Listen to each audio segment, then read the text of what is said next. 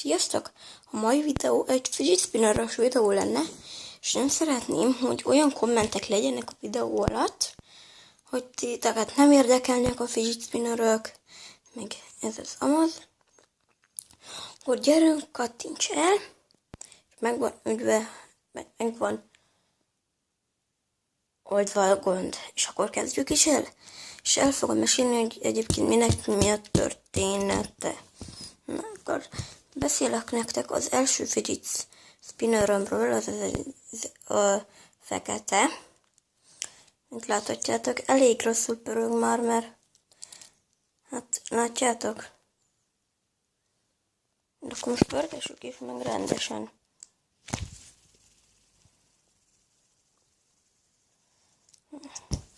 És egyébként ennek az volt a úgymond, na tudjátok, hogy nagyon sok barátomnak már volt fidget spinner, és akkor én is akartam egyet. Csak hát ebből nem egy lett, hanem majd számoljátok egyébként, hogy hány fidget spinnerom van. És akkor jöjjön is a második. Az ilyen kék. Ezt egyébként csak, ennek nincsen története, szintén csak úgy akartam. Tudjátok, hogy én is menő legyek, hogy nekem már 2 van. Egyébként tudom, hogy nagyon nagynak tűnik, csak nem is nagy. Tudjátok, itt van a fülem mellett. És akkor jön a harmadik. Egyébként ilyen, ez nagyon jól pörög. Ezt nemrég kaptam. Ennek egyébként az volt a története, hogy ez járt ilyen fidget spinneres trükkös, bocsánat, könyv, és akkor tudjátok, megint menő akartam lenni.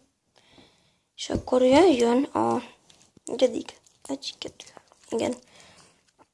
Ez pedig most volt a szülinapom, szombaton, tehát nektek tegnap előtt.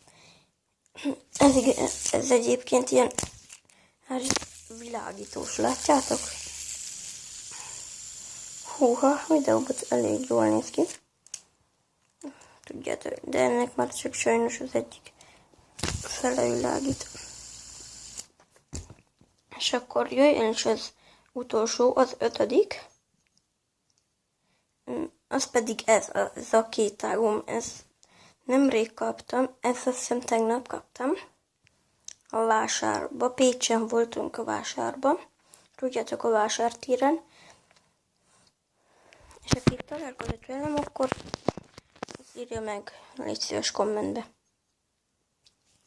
Ennek egyébként az volt a titka, hogy ugye fidget spinnert akartam szülinapomra, 2 ágút, tesóm akart venni nekem 2 ágút, csak hát ilyen volt a boltokban, akkor ilyent vettem meg, mert ilyent kaptam, és akkor most utána megyünk Pécsre, és ott van 2 ágú fidget spinner.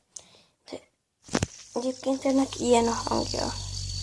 Egyébként ez is nagyon jól pörög. Bárki szeretne ilyent rendelni, elmondom, hogy hol lehet, nagyon megbízható oldal. Mindenkinek ajánlom, az ilyen Lilliput játékvilág. Na de ennyi is lenne ez a videó. Én Norbi voltam. Sziasztok!